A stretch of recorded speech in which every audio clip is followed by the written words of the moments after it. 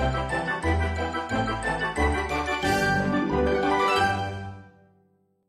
assalamualaikum warahmatullahi wabarakatuh. Balik lagi, sudah lama tidak bertemu di warung Korpu. Waktunya kita nimbrung bareng KF Korpu. Pasti teman-teman semua kangen sama gue. Artes. Karena yang kemarin serius-serius kayaknya. Sekarang kita akan bicara yang serius juga, tapi kita usahakan supaya tidak serius ya.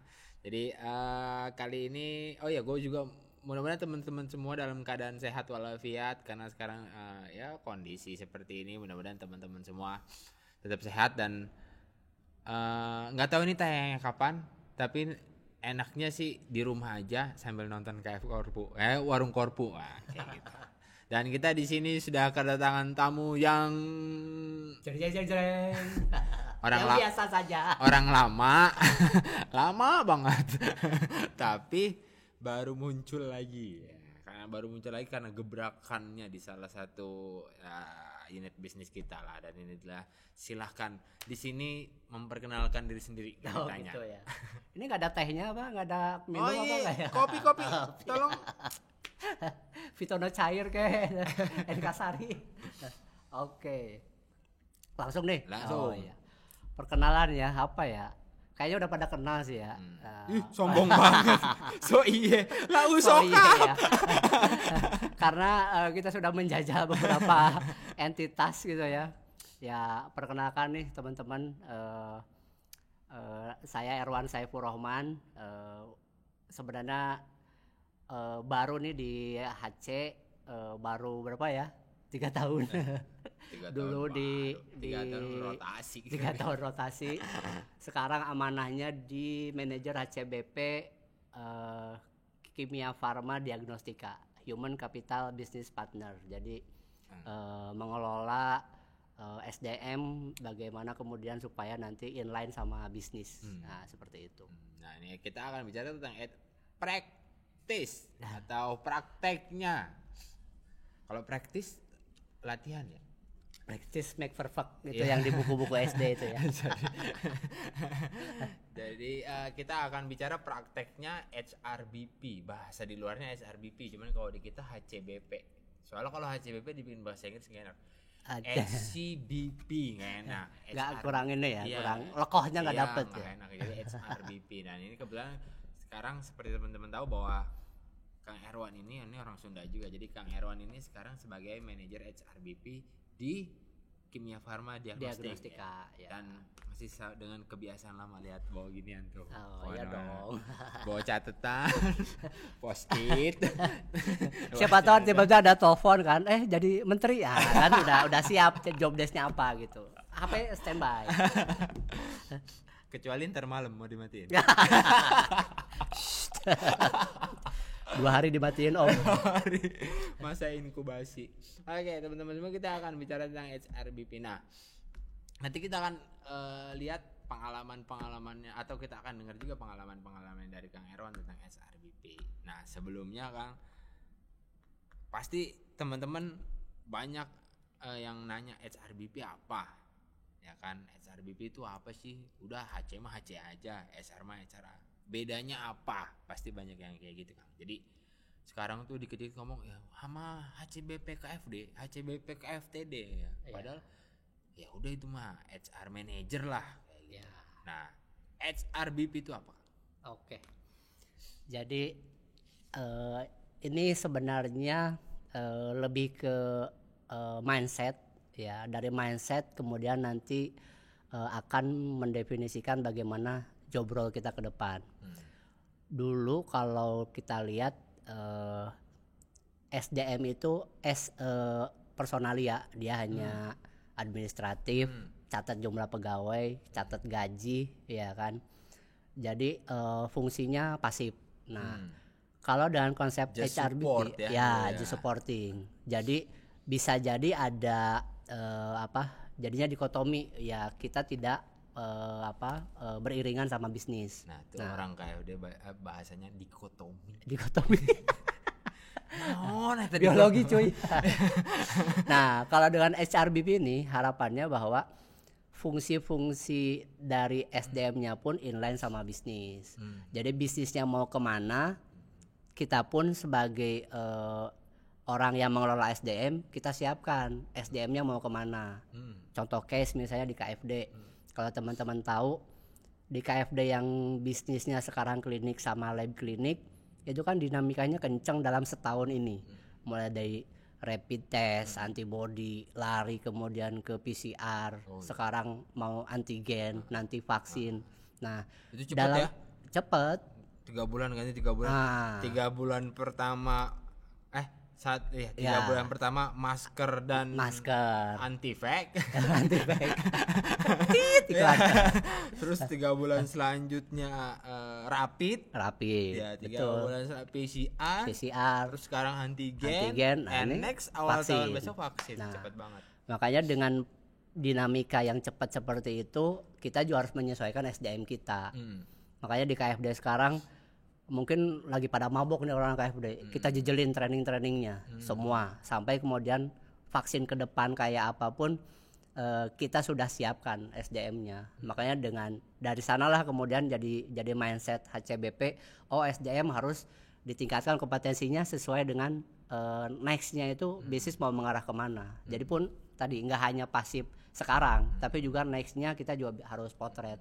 Kita jejelin deh SDM-nya, anggaran. Harus jago juga bisnis analisis, ya, bisnis acumen. Masih belajar lah. Kayak gitu. Masih belajar. Ya, berarti kan kita kan juga harus tahu kan. Ntar tahu-tahu ininya vaksin kita bikinnya nuklir. Kan.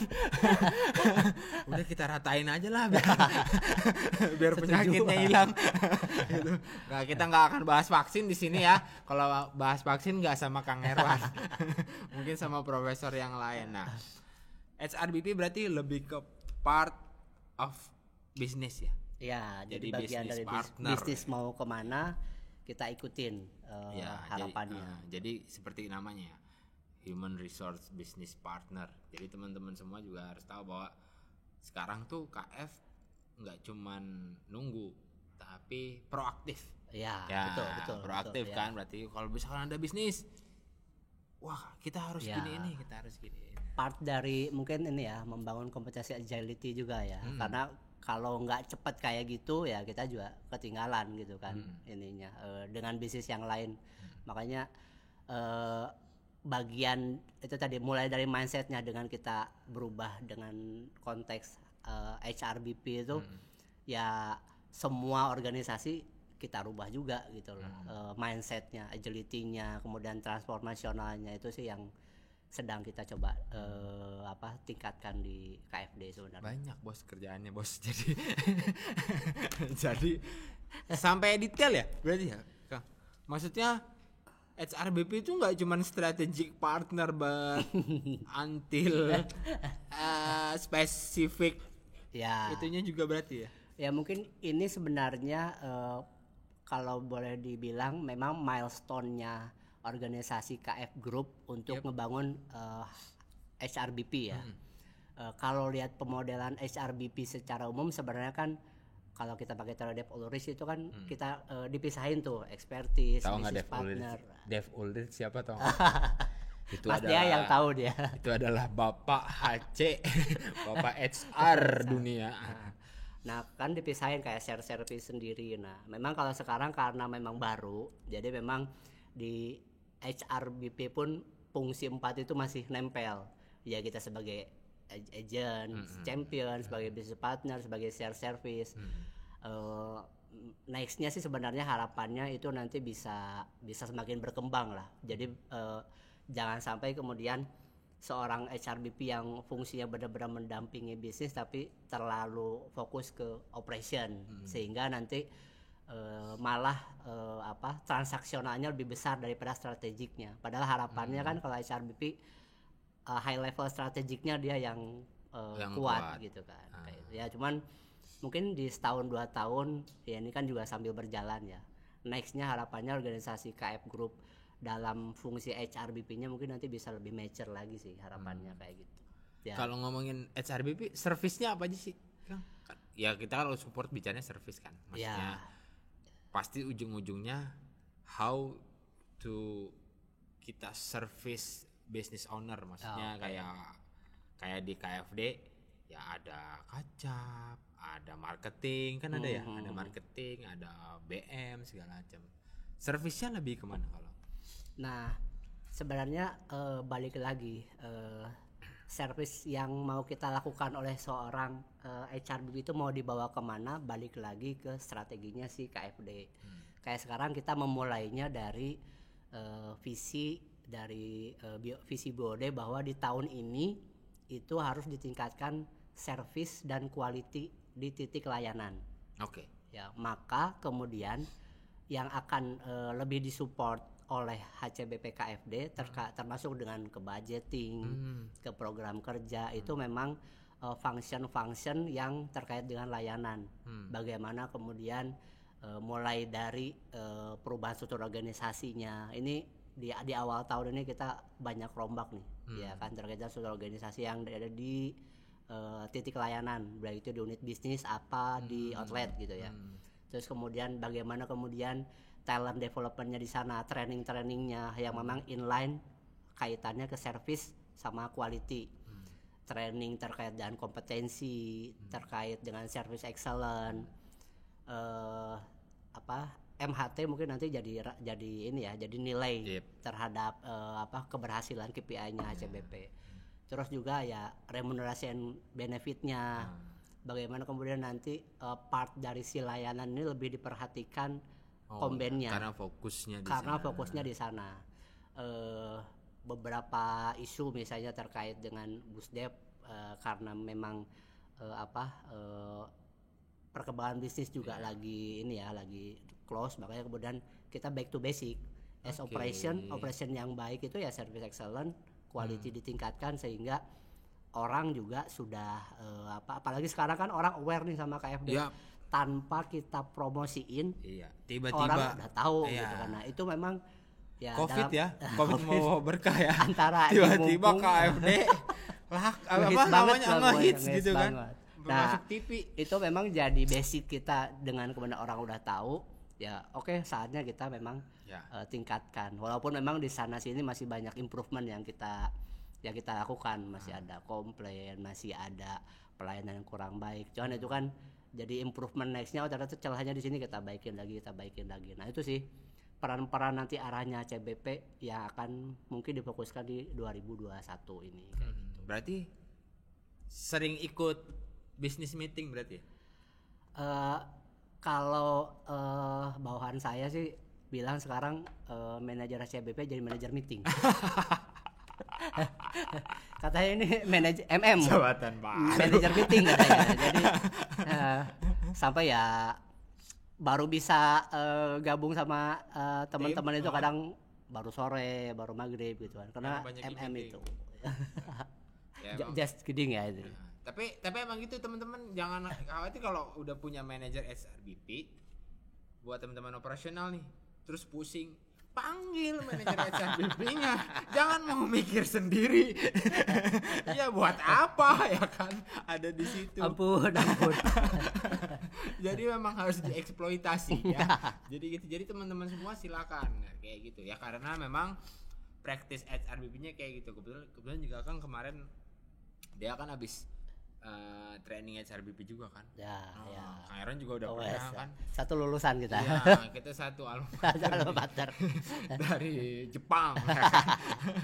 Jadi emang disuruh gitu, ya mau nggak mau kita harus repot. HRBP mau nggak mau harus repot, harus ngasih added value buat betul kayak gitu. Jadi panggil kerja, jangan cuma nungguin ya kan harusnya. Nah, menurut Kang Aaron selama ini pengalaman kan sekarang udah ada pengalaman nih, yang tadinya gua tahu Kang Aaron kan, tadinya dia just di depan laptop yang mikirin kotak-kotak tadinya ada di organization development kan sebelumnya, fokus on organization development dulu waktu di holding kan, mikirin kotaknya pokoknya keren lah pokoknya. Sekarang balik lagi back to basic. Jadi kuli lagi harus turun lagi kan berarti turun kan lagi ya. Turun lagi. Benar tahu operasional di bawah. Operasionalnya harus seperti apa karena nggak bisa kita cuma ngelihat dari jauh, nggak bisa. Nah, kritikalnya kan praktek HCBP-nya nih. Kritikalnya selama ini ada di mana? Nah, sebenarnya tuh kalau ngelihat karir path saya gitu ya, memang antara banyak exposure gitu ya dan banyak tour of duty-nya dari tadi. Asalnya di operation, kemudian jadi seorang expertise di OD gitu kan. Sekarang balik lagi ke generalis gitu ya. Cuman memang yang perlu yang saya syukuri sebenarnya ya memang tiap part itu juga ngajarin banyak hal gitu ya. Misalnya pernah di KFA sebagai PHM as operation, kita jadi tahu ternyata proses bisnis all entitas KF itu kayak gini. Termasuk mungkin ya di KFD pun cukup banyak bersinggungan gitu kan. Bagaimana organisasinya, bagaimana orang-orangnya, bagaimana culture-nya. Terus kemudian belajar di holding sebagai seorang expertise, jadi lebih tahu strategik yang mau diinginkan oleh bisnis itu kayak apa, oleh holding itu kayak apa gitu kan. Nah kemudian lari lagi nih ke operation, walaupun memang agak ini ya adaptable-nya agak jelek juga gitu sebenarnya.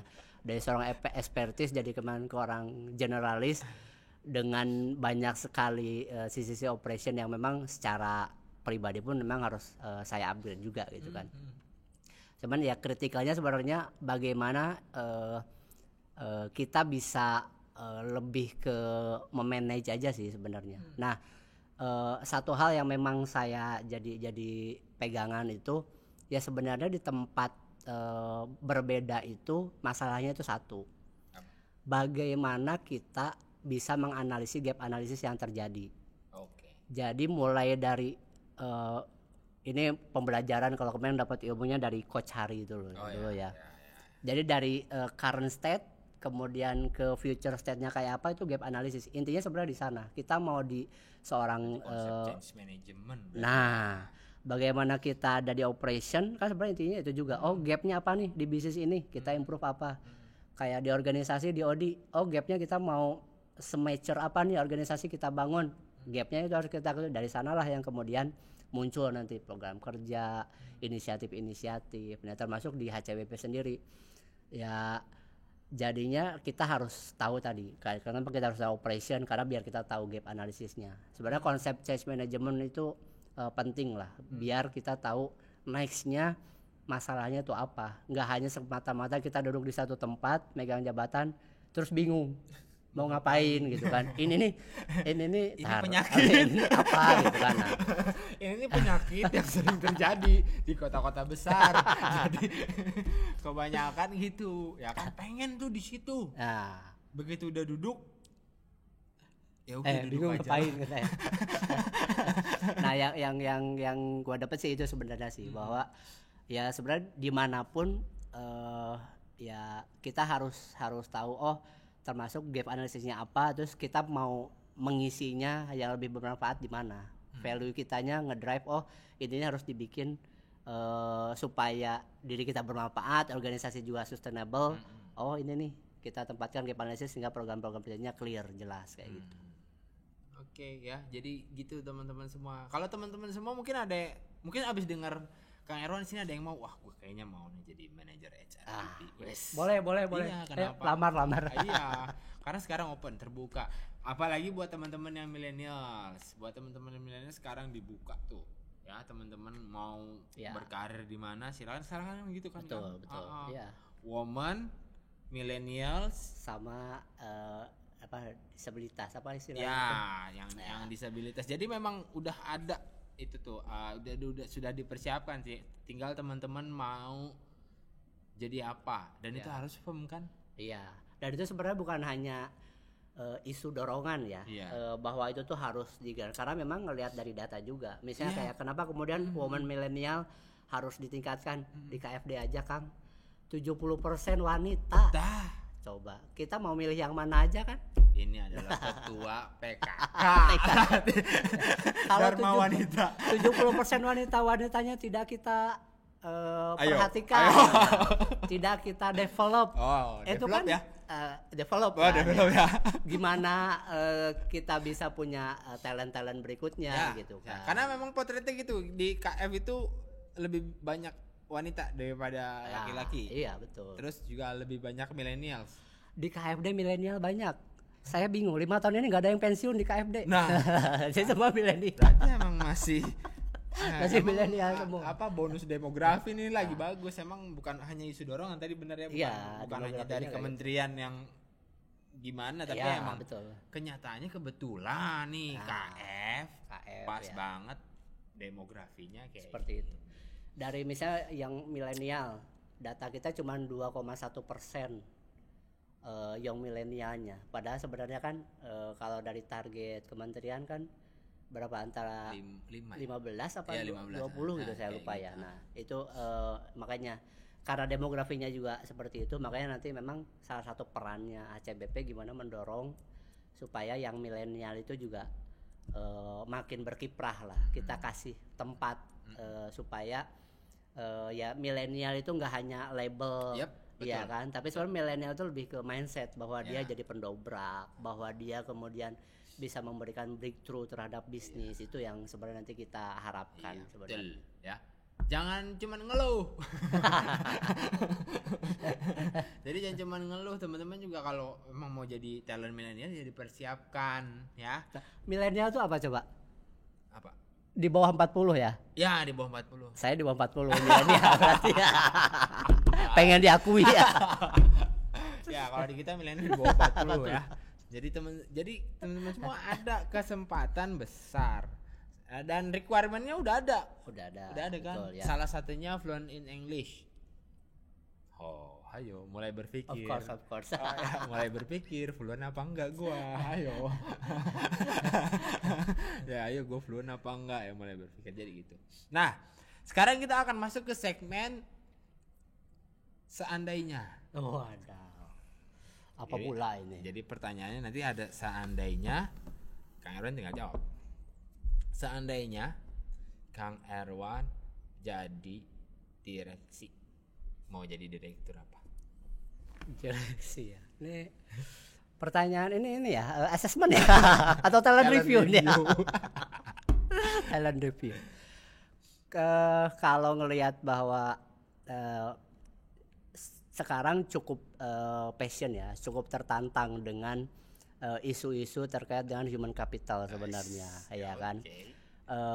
Banyak ilmu baru yang bisa kita dapatkan, baik itu memang pembelajaran untuk saya secara pribadi atau memang ke organisasi gitu. Dan itu pun dibentuk memang tidak hanya misalnya saya pengen doang, tapi juga memang saat ini lingkungan juga cukup menginfluence sehingga motivasi untuk membangun SDM di KFD misalnya itu juga cukup tinggi gitu ya, dengan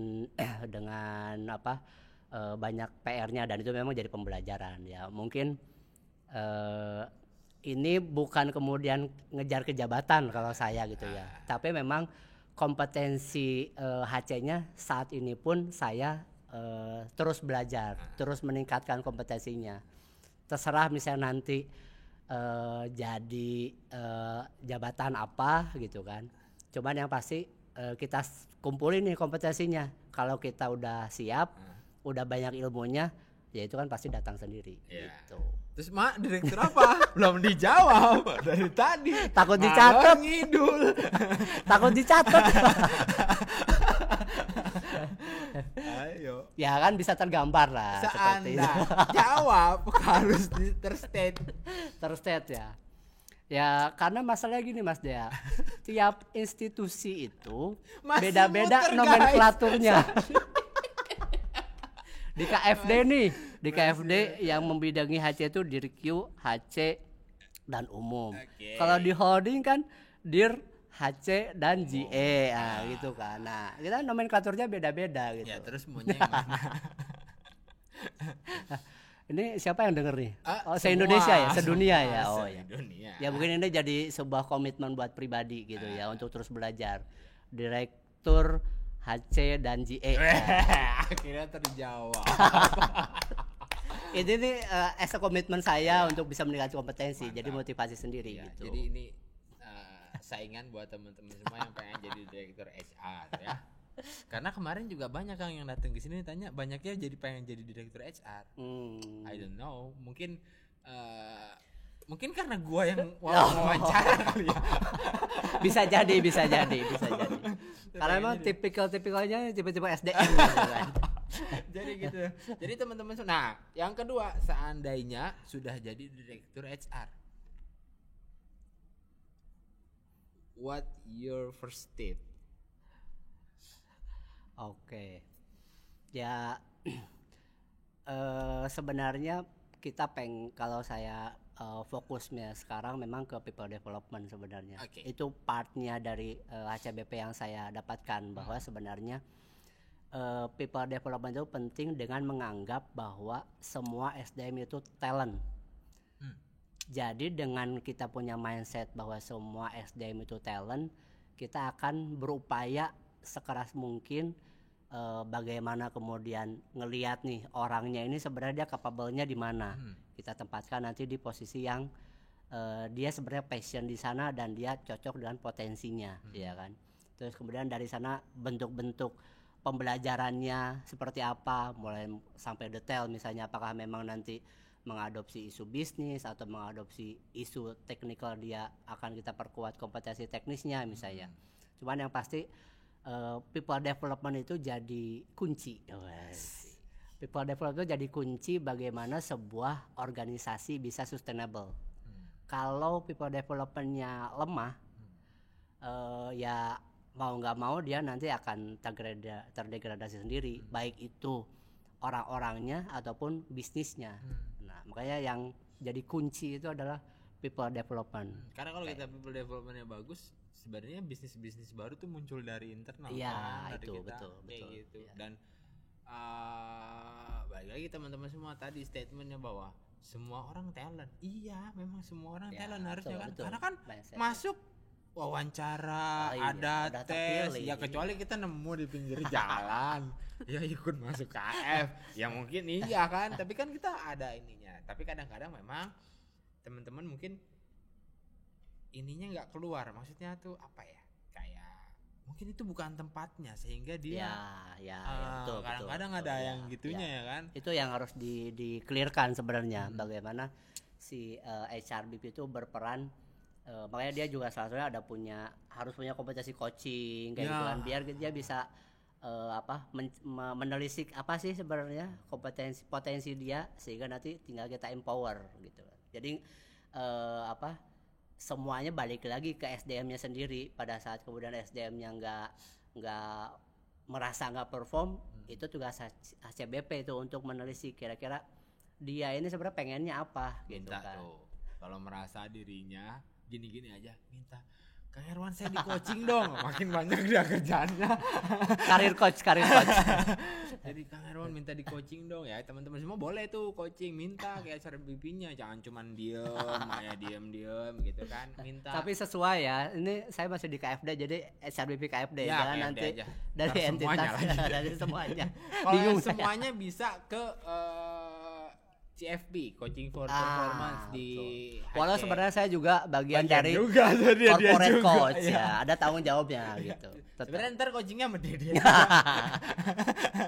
Balik dia lagi. ada nama gue juga gitu kan. Nah, jadi memang sekarang memang leader as coach gitu emang sekarang lagi ngetren, bukan cuma ngetren, memang lagi diperluin gitu kan.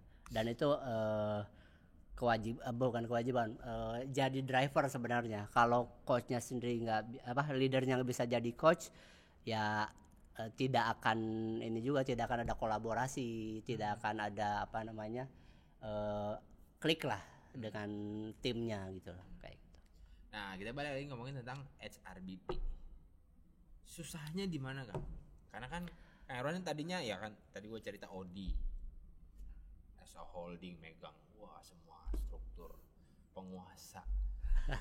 Jadi ini unit hapus. Kejam banget kayaknya gua ya. Aduh. Enggak produktif, hapus ya kan, bikin unit baru segala macam.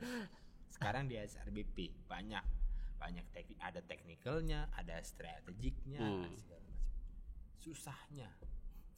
Susahnya ya jadi HRBP ya. HRBP. Pertama step awal memang mengenali bisnisnya dulu sih, seperti apa, karena memang tiap bisnis kan punya uniqueness-nya sendiri gitu ya, walaupun pernah sebagai SKF Group tapi kan nggak sampai detail. Nah memang adaptasi connect dengan bisnis itu penting bagi seorang HRBP, biar apa yang menjadi langkahnya itu sesuai dengan apa yang jadi kepentingan bisnis tadi, seperti state awal mindset HRBP ya. Yang kedua memang level kompetensi yang berbeda antara tadi jadi seorang spesialis dengan generalis. Dan itu pun termasuk yang HR operation, yang transactionnya, terus kemudian itu memang harus kita catch up dengan isu-isu yang ada gitu kan. Misalnya kompetensi terkait Komben misalnya, yang selama ini kita nggak pernah tahu itu gimana, ya kan, konsep 3P, paper, person, position, kita nggak pernah tahu itu. Nah mungkin ini juga berlaku untuk di semua ya, yang mau menduduki sebuah jabatan baru, bagaimana meningkatkan learning curve-nya untuk di jabatan itu seperti apa. Dan itu yang saya alami di HRBP di KFD ini.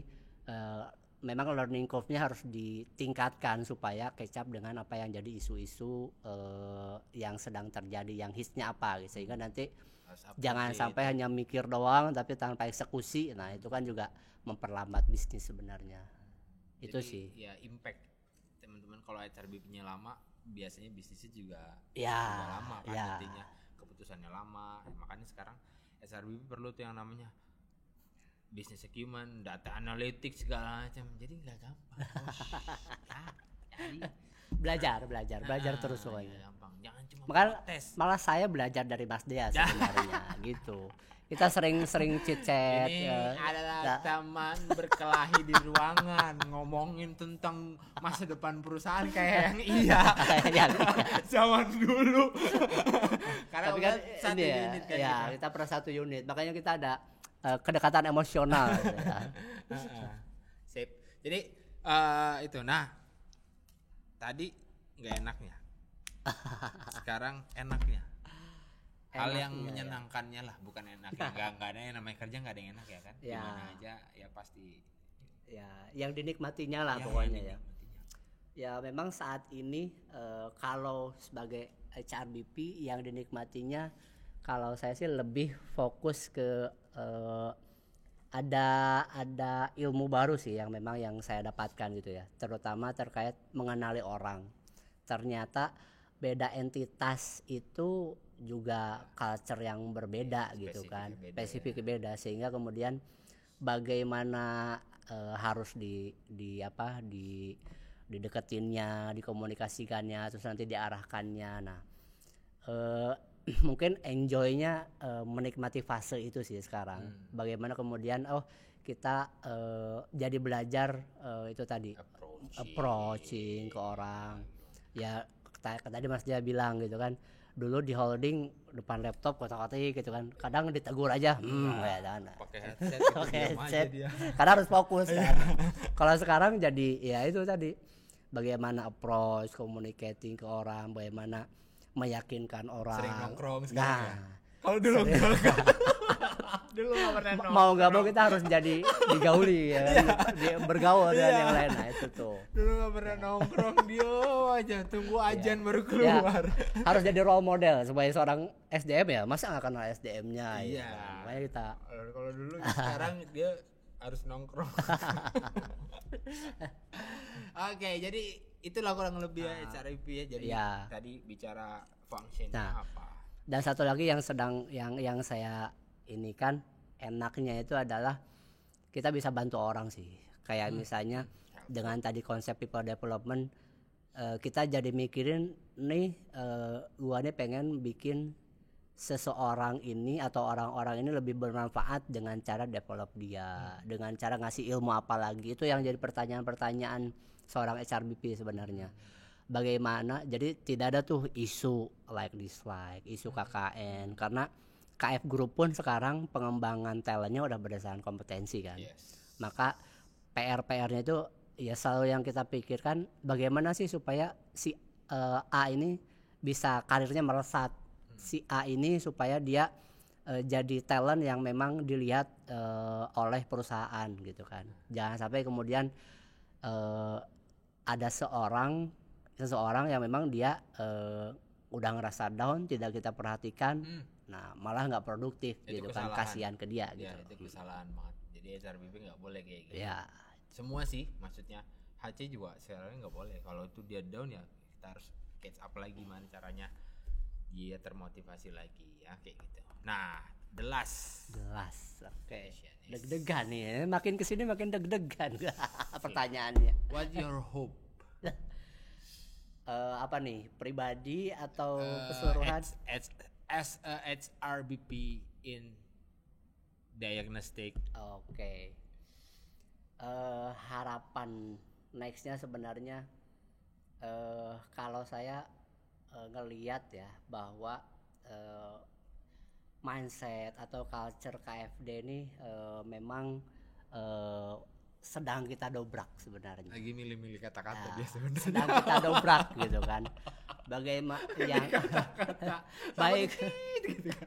baik itu dalam artian kapabilitas internal atau memang secara eksternalnya untuk KF Group. Nah, sebenarnya hope-nya itu adalah saya sebagai HRBP bagaimana dalam 2 tahun ke depan itu kita itu jadi talent produsernya KF Group. Nah, jadi mimpinya ini sudah jadi arahan juga dari direksi sebenarnya, bahwa direksi di KFD menantang siapa yang 6 bulan lagi, 1 tahun lagi bisa menggantikan saya di posisi ini. Itu kan sebuah statement challenge gitu ya, statement dan challenge yang jujur aja secara buat seorang HRBP itu pecutan lah gitu ya. Bagaimana kemudian ngebangun talent-talentnya supaya siap dalam waktu yang secepat mungkin, baik itu dari tantangan internal ataupun perubahan di luar yang memang cepat banget. Nah, itu sih harapannya dalam 2 tahun ada only 2 years. Only 2 years. You sure? Harapannya. You sure? Dalam 2 tahun kita akan memproduksi talent-talent untuk KF Group. That's dan big challenge. Dan milestone itu sudah dimulai, dan jujurnya genderang perang ini sudah dimulai. Jadi kita KFD siap untuk jadi talent-talent KF Group, kita buktikan nanti. That's your KFD ya, semangat ya jadi. Jadi nanti ada we are KFD. Jadi kalau selama ini teman-teman KFD yang ngerasa kayak yang aduh aku apa sih cuman cucu, sekarang enggak gitu, ya. Sekarang udah jadi a part of dari dulu sih udah jadi part, tapi sekarang Kang Erwan ini di tim HCBP-nya sama kayaknya direction-nya sekarang juga, BOD-nya sekarang juga fokus banget ya. Ya, memang fokusnya ke people development, bagaimana kemudian itu juga harus jadi kunci SDM-nya itu gitu. Jadi this is your time for self development. Jadi kalau ada yang mau tertarik ke KFD ya silakan hubungi ya nomor di bawah ini. Women leadership, yang leadership prioritas. Jadi tempatnya udah ready. Oke, Kang Erwan, thank you untuk kesempatannya kali dan teman-teman semua pasti ya nggak mudah-mudahan pasti dapat something ya, pasti dapat HRBP apa segala macam. Teman-teman yang KFD juga tadi dapat info banyak ya kan. Sebenarnya dapat info banyak ya. Bocoran banyak bahwa kita mau gini-gini segala macam, dan ya ini waktunya yang tepat buat nanti, apalagi tahun depan ini waktunya ke FTD buat KFD. KFD. Sorry. KFD untuk show off. Jadi ya karena emang ini zaman pandemi, zamannya KFD. Nah, betul. Iya. Alhamdulillah. Berkah gitu. Iya, jadi memang waktunya teman-teman dari KFD buat show off. Jadi this is your time. Thank you. Oke, Arman, hari ini thank you. mudah-mudahan kita nanti ketemu lagi untuk ngobrolin Oke, yang lain, mungkin thank ngobrolin you. vaksin, ngobrolin apa. Jangan Jangan ya. vaksin. Kecuali vaksin hati. Oh. Atau vaksin ada yang terkait dengan career coach gitu kan, nanti terkait relationship nanti bisa hubungi saya ke Career apa. coach, teman-teman yang kayak KFD bisa langsung hubungi. Ya, nanti bisa Lewat hotline di IG 0809. saya Erwan Parma nanti bisa ada ya. IG-nya Erwan Parma. Tapi jangan pusing, nanti isinya puisi semua. Emang melankolis sekali IG itu ya. Baik. Thank you sekali lagi Oke, Erwan. Thank you sip. teman-teman Thank semua. you. Sampai ketemu lagi di episode Warung Korpo selanjutnya. Nanti kita akan banyak bahas lagi tentang kimia farma. Thank you for watching and KF Korpo. Waktunya kita nimbrung bareng KF Korpo. Bye bye. Bye bye. Thank you.